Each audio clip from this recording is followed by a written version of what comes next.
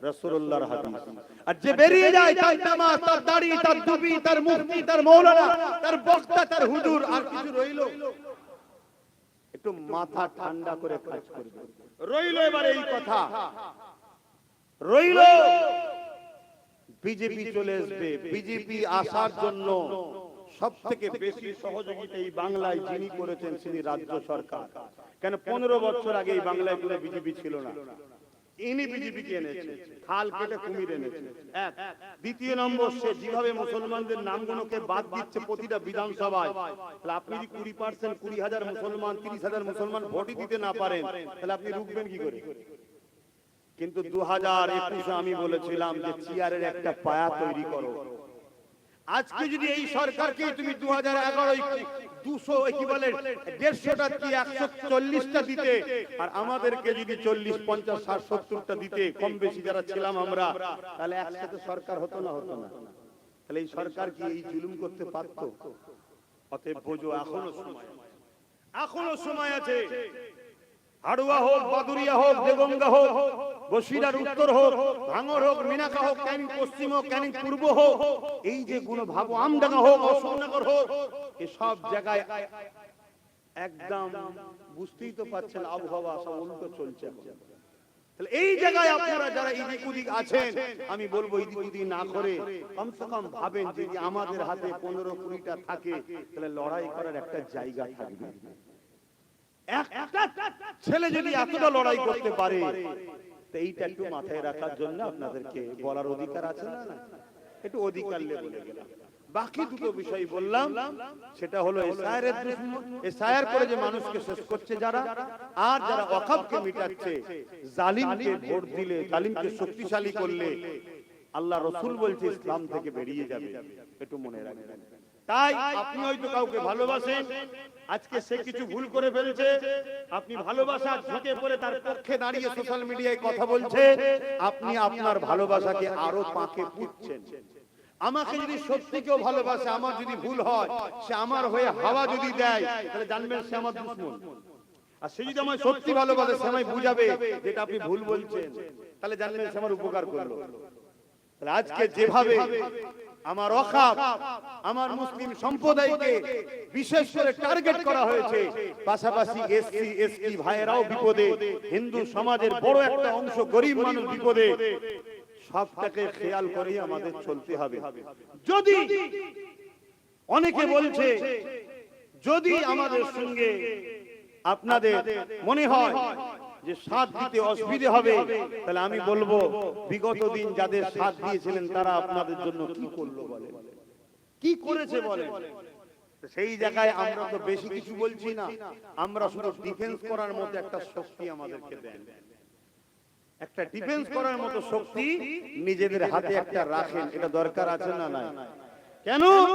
By chance যেমন আজ ঠকালো, SIR হতে দেবো না, আমার লাশের উপর দিয়ে হবে, হইয়ে দিল।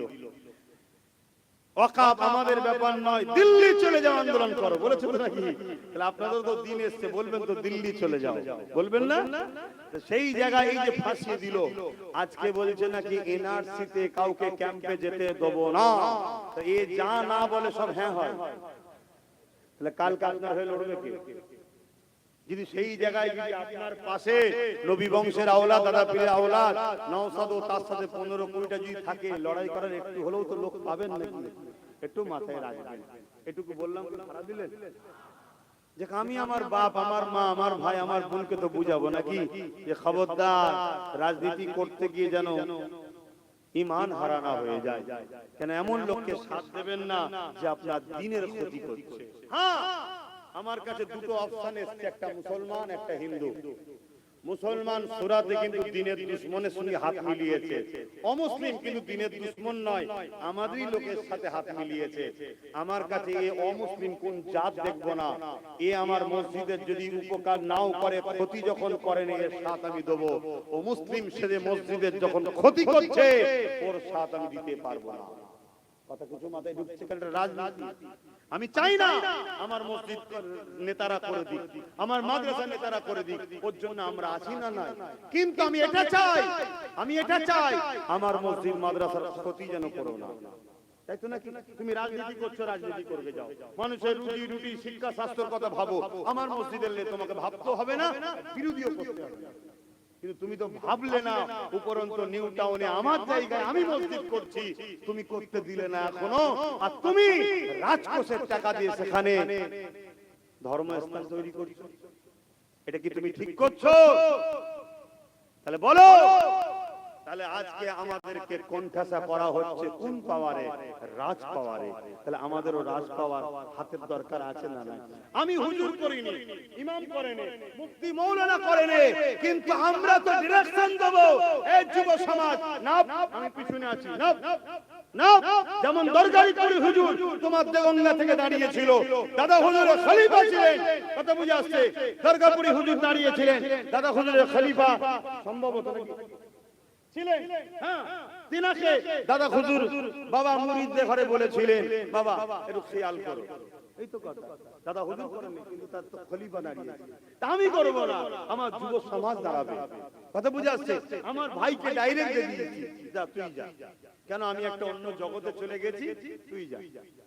কথা বুঝে আসছে না? নাই, মনে রাখবে, আমাদের হাতে যার উপরে পাকড় থাকবে, যাকে আমরা ধরতে পারবো, যদি কোনো উপকার হয়, কোনো অসুবিধা হয়, তার দ্বারা আমি তো করে দিতে পারবো।